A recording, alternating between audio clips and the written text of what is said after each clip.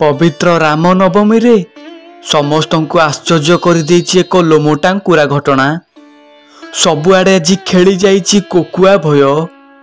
एते बड़ गोटे अघटन आगरू केबे भी घटी नथिला। घटनाटी आरंभ करिबा पूर्वरु जदि आपण माने कौशल्य नंदन प्रभु श्रीराम को मनरे टिके भी भक्ति करती, श्रीराम को निजर आराध्य बोली मानती, ताहले कमेंट बॉक्स रे जय जगन्नाथ लिखि दियंतु। भद्रक जिला माडुआली ब्लॉक अंतर्गत चांदपुर गाँव रे प्रफुल्ल कुमार पंडा रहउथिले। प्रफुल्ल बाबू गाँव रे थिबा राम सीता मंदिर रे पूजापूजी काम करती। प्रफुल्ल बाबूंकर गोटे एक्सीडेंट रे तांकर गोटे हाथ पंगु होई जाइछि। सेई गाँ मंदिररू जो दान दक्षिणा गंडाक पाती से निजर परिवार मुहरे से भात मुठे देई पारती। प्रफुल्ल बाबूंक परिवार कहले स्त्री शांतिलता पंडा आउ तांकर गोटे बोली 5 वर्षर कुनी झीलटिए। अयोध्या रे राम मंदिर प्रतिष्ठा हला बेले प्रफुल्ल बाबूंकर बहुत इच्छा थिला अयोध्या जाई थरे प्रभु श्रीराम को दर्शन करी आसंते, हेले अर्थर अभावरू से जाई पारि नथिले। गत मार्च मासरे गाँर पाखापाखी 200 लोक बाहरी थिले अयोध्या प्रभु श्रीराम को दर्शन पाई। प्रफुल्ल बाबू भी गाँ लोक मानक सह निज परिवार को नहीं बाहरी पड़िथिले अयोध्या। अयोध्या जीवा पाई 3टी बस हेतिला। गोटे बस रे केवल महिला माने बसिबे, आउ 2टी बस रे अवशिष्ट पुरुष माने बसिबे। भोर 4टारू गाँरू 3टी बस बाहरी पड़िथिला अयोध्या।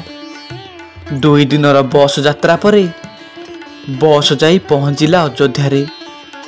अयोध्या रे पहुँची प्रफुल्ल बाबू तांको स्त्री आउ झील को धरी प्रभु श्रीराम को भलरे भलरे दर्शन कले।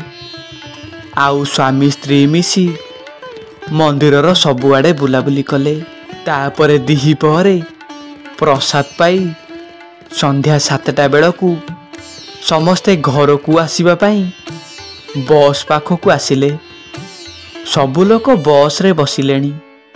प्रफुल्ल बाबू भी जाई 3 नंबर बस रे बसिले।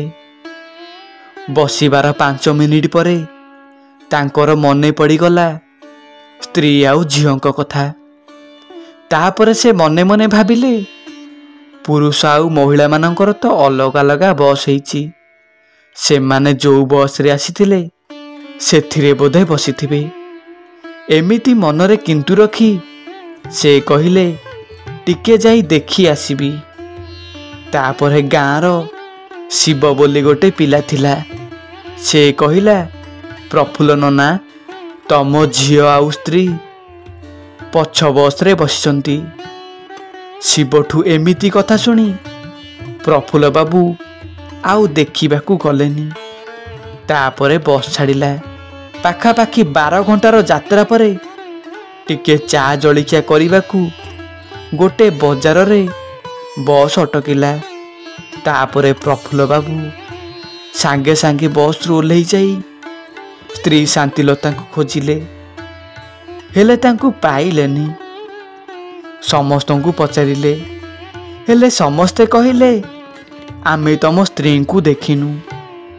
समस्त ठारू एमिति कथा सुनी प्रफुल्ल बाबू भो भो होई कांदी पकेइले। आउ से बुझी पारिले तांको स्त्री आउ झील बोधे अयोध्या रे रही जाइचंती। बस पाखापाखी 600 किलोमीटर आगो को आसिलानी हेरी, पुणी फेरी जीवाटा संभव नुहे।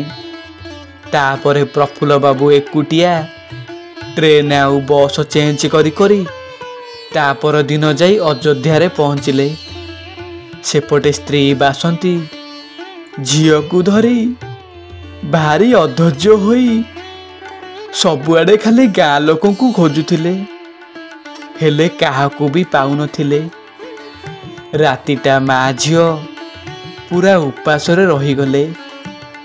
ବାସନ୍ତୀ ମ୍ୟାଡ଼ାମ କ'ଣ କରିବେ, କେମିତି ଘରକୁ ଫେରିବେ ବୋଲି ତାଙ୍କ ମୁଣ୍ଡ କିଛି କାମ କରୁନଥାଏ। ସେ ଭୋ ଭୋ ହୋଇ କାନ୍ଦୁଥାନ୍ତି।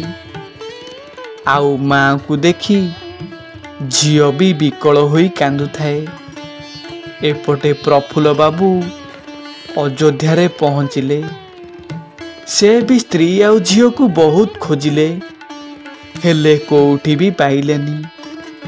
କିଛି ସମୟ ଗଲା ପରେ ସେ ଅଧୈର୍ଯ୍ୟ ହୋଇ ପ୍ରଭୁ ଶ୍ରୀରାମଙ୍କୁ ମନେ ମନେ କହୁଥିଲେ, ହେ ପ୍ରଭୁ ଶ୍ରୀରାମ, ତୁମରି ଧାମକୁ ଆସି ମୋର ଆଜି ଏ ଅବସ୍ଥା। ହେ ପ୍ରଭୁ ଶ୍ରୀରାମ, ତୁମେ ମୋ ଉପରେ ଦୟା କର ହେ ଶ୍ରୀରାମ। ଏମିତି ଗୁହାରି କରି ସେ ବହୁତ କାନ୍ଦିଲେ। ତା କିଛି ସମୟ ଗଲା ପରେ ହଠାତ୍ ସ୍ତ୍ରୀ ବାସନ୍ତୀଙ୍କ ସହିତ ପ୍ରଫୁଲ୍ଲ ବାବୁ ଆସି ଧକ୍କା ହେଇଗଲେ। ଦି ଜଣକୁ ଅନେଇକି ଭୋ ଭୋ ହୋଇ କାନ୍ଦି ପକେଇଲେ। ଆଉ ସେମାନେ ମନେ ମନେ ଭାବିଲେ, ସତେ ଯେମିତି ପ୍ରଭୁ ଶ୍ରୀରାମ ଗୋଟେ ବଡ଼ ଚମତ୍କାରଟେ କରିଛନ୍ତି। ତାପରେ ପ୍ରଫୁଲ୍ଲ ବାବୁ ସ୍ତ୍ରୀ ଆଉ ଝିଅଙ୍କୁ ଧରି ପୁଣି ଥରେ ଶ୍ରୀରାମଙ୍କ ଦର୍ଶନ କରି ଘରକୁ ଫେରିଲେ। ଏହା ଥିଲା ପ୍ରଫୁଲ୍ଲ ବାବୁଙ୍କ ଜୀବନରେ ଘଟି ଯାଇଥିବା ସତ୍ୟ ଘଟଣାଟିଏ। ଯଦି ଭିଡ଼ିଓଟି ଭଲ ଲାଗିଥାଏ ତାହେଲେ କମେଣ୍ଟ ବକ୍ସରେ ଜୟ ଶ୍ରୀରାମ ବୋଲି ଲେଖିଦେବେ।